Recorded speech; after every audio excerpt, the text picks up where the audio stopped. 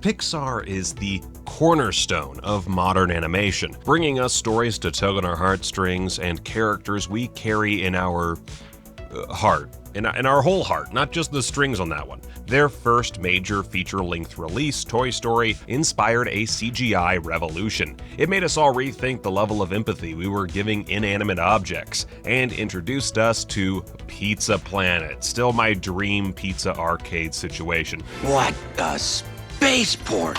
You know we love some good referential content, so hippity hop, my fellow lamps, and let's track that Pizza Planet delivery truck's best Pixar appearances. Of course, the truck makes its very first appearance in Toy Story at the Dino Co. gas station after a blowout between Woody and Buzz sees Andy's mom driving off without them.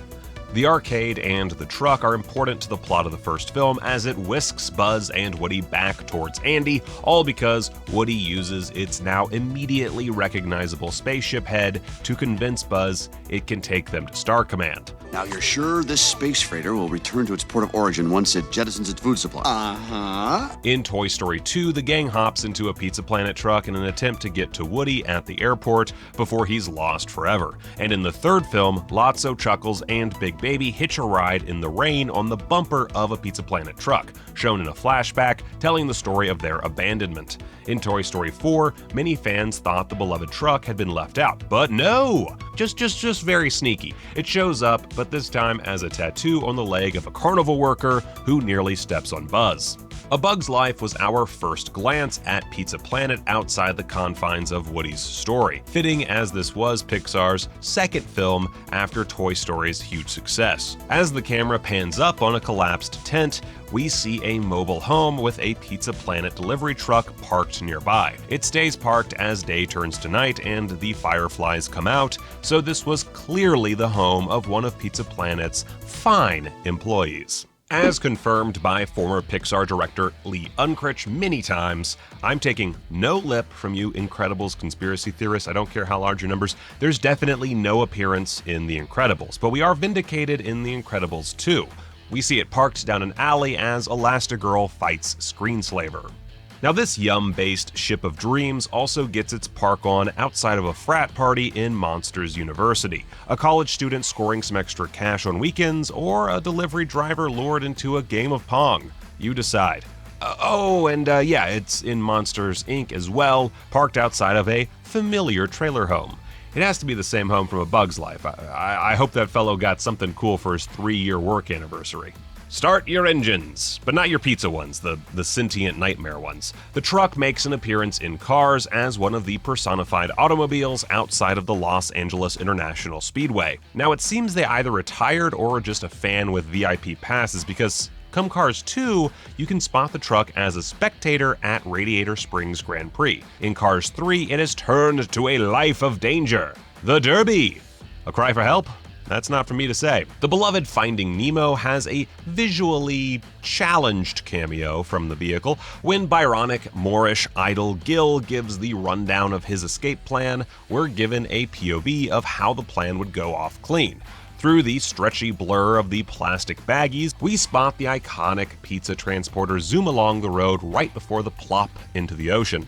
In Finding Dory, there's a Pizza Planet truck spotted beneath the waves, so I'm guessing that the delivery driver's plans for the day met considerably more challenges than Gil's did, dropping a pepperoni in the ocean for a fallen hero. In Wall-E, Eve, short for Extraterrestrial Vegetation Evaluator, has the primary job of scanning for signs of human life. And wouldn't you know, she scans over our familiar friend, and now relic, the Pizza Planet delivery truck. I love to think about archaeologists of the Wall-E future interpreting these trucks as religious items or vessels of some kind. 10th century Scotland might offer a bit of a challenge in planting a modern Easter egg, but Pixar persists, baby. In Brave, Merida visits a witch who maintains that she is simply a hermit woodworker. As she's carving away, one of the figures she's recently completed is the definitely not a Toyota silhouette of Pizza Planet's standard 1978 Gyoza Mark 7 light hauler.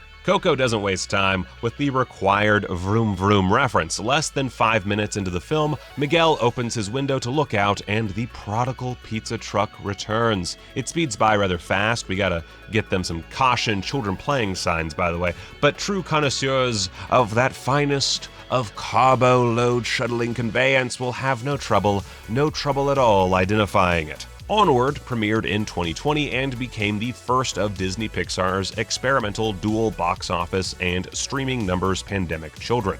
It is arguably both a flop and a real success. The only pie wagon can be spotted waiting at a toll booth, and you can actually see a driver. Sort of, if you squint and believe in yourself. In Seoul, Joel Gardner travels to the Great Before, a place where all souls initially get their spark.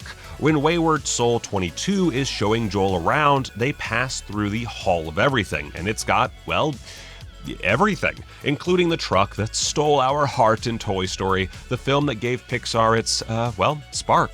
I think that's sweet. It's tucked into the corner with other transportation vehicles like planes and garbage trucks, but is a few steps ahead of the other vehicles in rendering, so she stands out in all of her glory.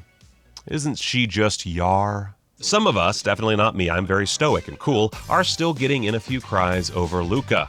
Porto Rosso, a fictional town in Pixar's Italy, holds an annual triathlon, and naturally our protagonist Luca, his friend Alberto, and new topside pal Giulia enter. It's during the bicycle portion of the Porco Rosso Cup. There's also swimming and the traditional Italian sport of pasta eating that we see the Veicola di Consegna Italia. I'm not good at Italian, guys. I'm just going to tell you right now, I'm not good at this part. Anyway, although this time it's not the un-Toyota we're accustomed to. It's a Piaggio Ape. Ape? Ape. Ape?